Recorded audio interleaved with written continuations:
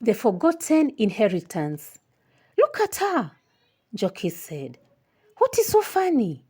Stella asked, narrowing her eyes at Jockey, who let out another hearty laugh, with looking at Brenda. Jockey could hardly speak, her shoulders trembling as she pointed in Brenda's direction. Just look at her, she managed to say between giggles. This drama is very thrilling. Let me get closer. Brenda stood a short distance away, holding a few coins in one hand and a half-ripe bunch of bananas in the other. She was clearly struggling to communicate with the elderly woman who was selling them. The woman sat calmly behind a small wooden stall. She remained patient but firm, her tone rising as she repeated something in her local dialect. Brenda frowned in confusion, glancing at the bananas, then at the seller, then back again, as if hoping the meaning would suddenly become clear. She gestured helplessly with her hands, mixing a few words in English and broken Kikuyu, but nothing seemed to work. The seller only tilted her head and replied with an even longer stream of words, leaving Brenda completely lost. Brenda took a few steps back, almost giving up, but her stomach was beckoning to be filled. Jockey couldn't help herself. She looks like she's negotiating peace talks instead of buying bananas. She burst out laughing, even harder. Stella tried to stay composed, but the corners of her mouth twitched. She folded her arms and sighed. You're terrible, Jockey. But she really does look confused. Brenda's school had a sports day with several neighboring schools, and many sellers took that advantage to display their items. Tables were full of fruits, sweets, mandazi, and many other items. Others had buckets of cold soda and melting ice. Children ran everywhere in their colorful sports kits. But Brenda was hungry and needed a quick fix. Brenda was 11, bright, confident, but there was only one hitch that dented her image, that could easily plummet her confidence. She hardly spoke mother tongue at home, so when she tried speaking it, it all tangled in her mouth. She stepped up to the banana stall, squared her shoulders, and gave her best shot, praying and hoping the mama will understand her. Please, sell me bananas, she said. The seller, an elderly mama with a headscarf neatly tied, looked at her with an amused, patient smile. For how much? Mama asked. Brenda froze. She glanced over her shoulder and panicked. How do you say 20 in our mother tongue? Anne stood right behind her, arms folded, staring at her with a wide grin about to explode in laughter. It seemed as though she was watching a comedy show. She knew the language well and could have helped her. She bit her lip, putting immense effort not to burst out laughing. Brenda narrowed her eyes at Anne. Please, help me. Anne lifted her hand as though to speak, but came out a choked snort. She turned away, pretending to admire the bananas. Mama chuckled softly, shaking her head with that warm grandmotherly amusement.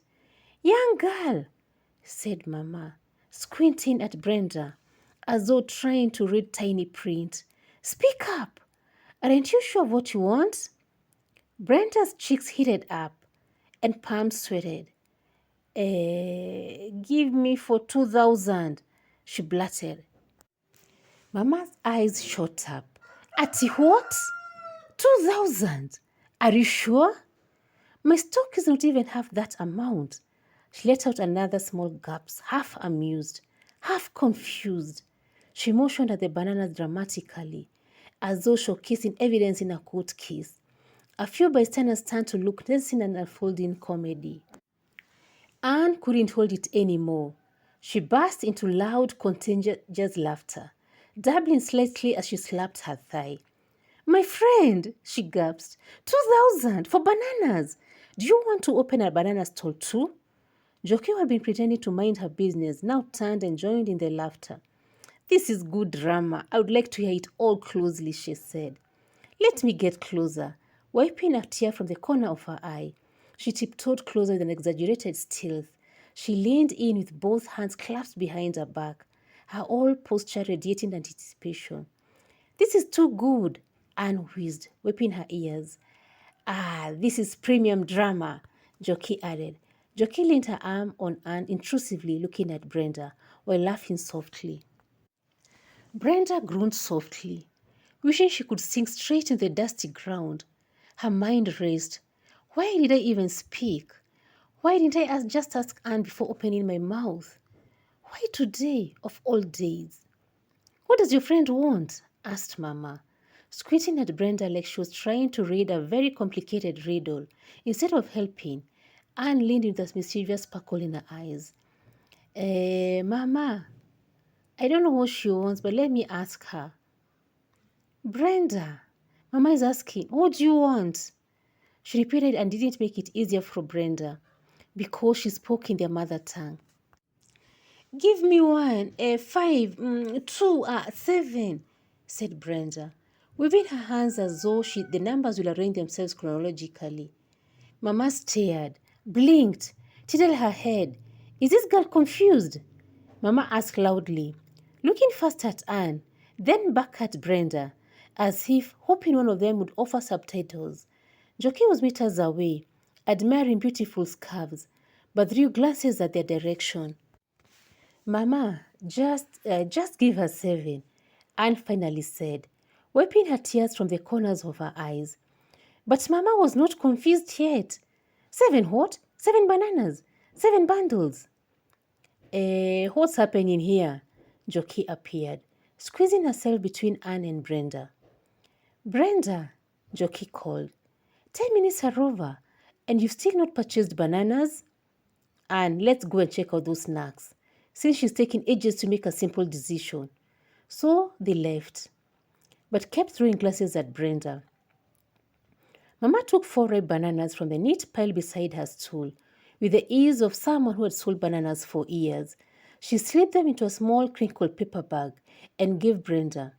Now give me 20 shillings, she said, wiping her hands on her kanga.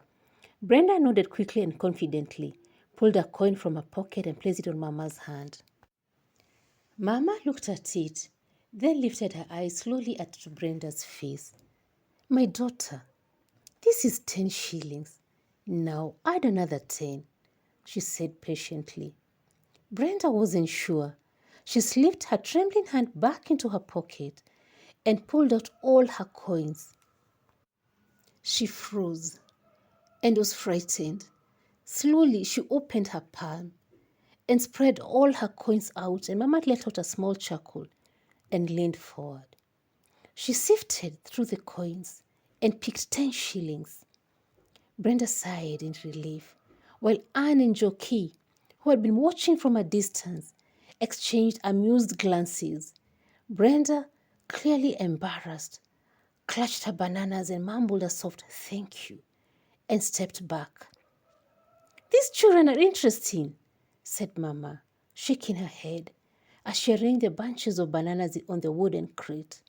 They can hardly speak up simple terms. But are they to blame? No, their parents have failed. Brenda, wah, you've amused us. Don't you speak mother tongue at home? Asked Anne. It's not that I don't speak, she began shyly, her eyes darting between her friends and Mama. It's just, I forget sometimes. Jockey snorted. Forget? How can someone forget their own language this much? Mama raised her hand gently, quieting them. Leave her alone. Some of you laugh too much instead of helping. She looked at Brenda kindly. Come here, my child. Next time, just ask. We shall teach you. You're not good friends, Brenda snapped, her voice trembling more from disappointment than anger. Instead of helping me out, you turned me to an entertainment channel. Anne and Jockey fell silent, their earlier laughter dying awkwardly on their faces. Brenda felt her eyes sting, but she quickly blinked away the tears. She didn't want to show them just how deeply they had bruised her heart. She turned away sharply. Brenda didn't want anything to do with them. She resolved that keeping to herself would be much better than having draining friends who made fun of her. Stella looked at the three from a distance. She knew something was not right. She could tell by the stiffness in Brenda's shoulders and an easy shuffling of Anne and Jockey that something was definitely wrong. Brenda walked faster because she didn't want their company. Stella quickened her pace. Brenda picked up speed, hoping to lose herself in the crowd. She didn't want their company, not now when she felt humiliated. Brenda! Brenda! Stop! Stella called out, breaking into a run. Reluctantly, Brenda halted and turned around, arms crossed tightly over her chest. Her frown was deep, and her eyes still carried the hurt she desperately tried to hide. Brenda looked at her with a frown. "What is it?" she asked. Stella slowed to a gentle stop in front of her, taking a moment to catch her breath. Then she looked at Brenda with a concern written all over her face. Real concern, not the mockery exhibited by her fake friends. "I have come in peace, but I see you're upset," said Stella gently. "Yes, I am," Brenda answered, her voice tight and tired. She slowed her steps and let out a long breath. She crossed her arms, staring ahead so Stella wouldn't see the emotion building in her eyes. Stella could see her pain. "They embarrassed you again, didn't they?" Stella asked gently. Brenda nodded. "They did. And I'm tired. I'm just tired of being laughed at over something so small. It's the same thing every time. They think it's funny. They think I'm funny." She sighed, her frustration spilling over. "I just can't stand it anymore." Stella placed a comforting hand on her shoulder. "Don't worry about them. You don't understand how hard it is when you didn't grow up speaking it. Do not lower yourself to their standards. Refuse to succumb to pressure. Just make an effort to learn your mother tongue, slowly at your own pace, and you'll make it. No one is perfect." Stella continued. "You know, a language is like a bridge. It doesn't have to be perfect for you to cross it, and it does also not define your worth." Brenda looked at her, surprised by the depth of the statement. She had never thought of it that way. She felt lighter. Brenda swallowed hard. Stella's kindness made her feel better. Stella was not laughing at her, but she was trying to understand. Brenda looked away, blinking fast. She had been frustrated on many other occasions, and each incident deepened her resentment.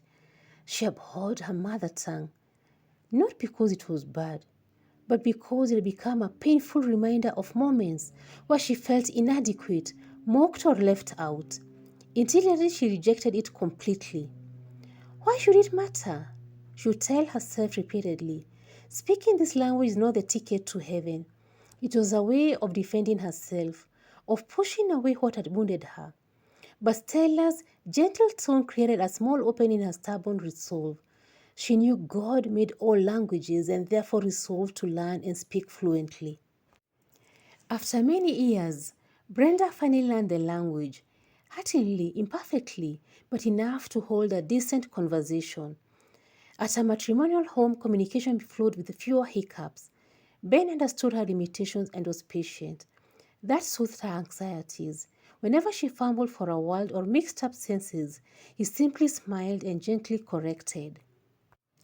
It only got worse up country because, as far as she was concerned, that was baptism by fire. Everyone spoke rapidly and confidently. The elders especially did not slow down. They assumed she understood thousand idioms, proverbs, and deep cultural references her way. By the time she pieced together one sentence, the conversation had already advanced 3 topics ahead. During mealtime, she sat quietly, nodding and smiling at the right moments, hoping no one would ask her a direct question. The laughter around her sounded warm but overwhelming. Children ran around speaking the language freely, flawlessly, and she envied them. She wished she had grown up with the same ease. Still, each night, Ben reassured her. telling her she was improving, that fluency came slowly and that courage itself was progress. Brenda believed him, even though some days she felt like an outsider in a place she was supposed to call home. The same vicious circle was repeated almost like a family pattern that refused to be broken. Annette, John, and James stumbled through conversations, unable to express even the simplest ideas in their mother tongue.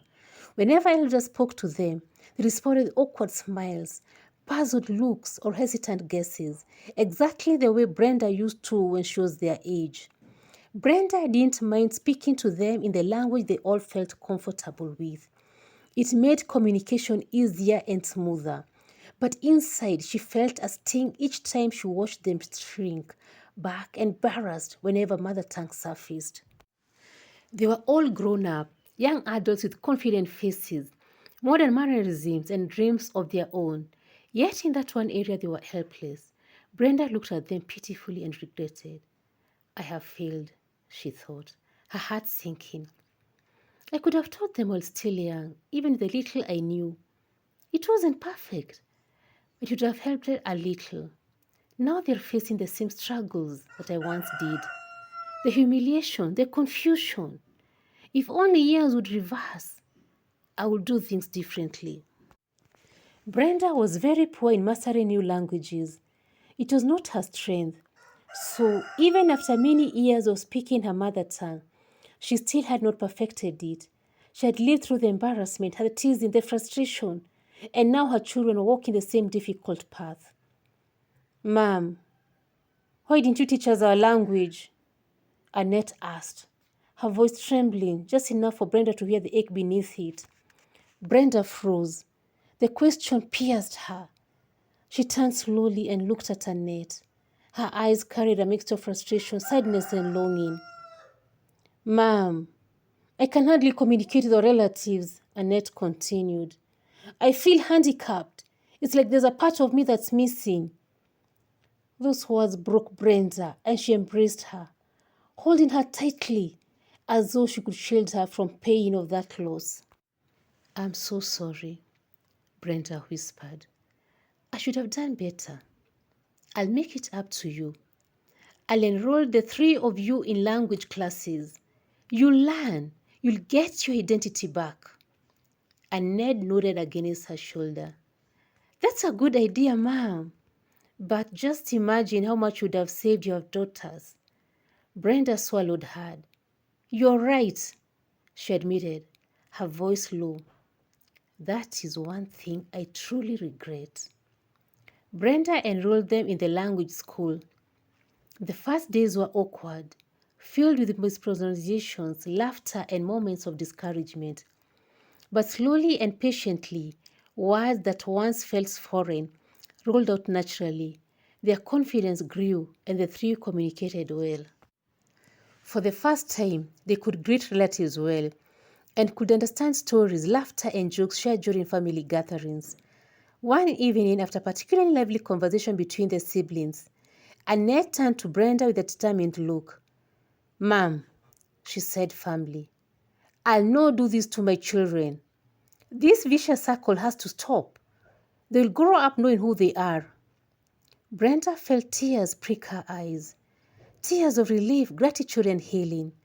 The cycle that had taunted her for years was finally breaking. And in that moment, she realized that though she couldn't rewrite the past, she had taken the first step in restoring the future. All languages were created by God, each one carrying its own beauty, rhythm, and story. None is superior to another. For in every tongue, God placed a spark of identity and belonging. Yet, many parents overlook this quiet treasure within their homes, their own mother tongue. Parents, teach your children the language of their roots. Otherwise, one day they will stand in a crowd surrounded by expectant faces, and you'll feel the weight of words they cannot speak. Parents, do not underestimate the power of your mother tongue. It is a bridge between generations. It is a shield that keeps your children from walking through life feeling like strangers among their own.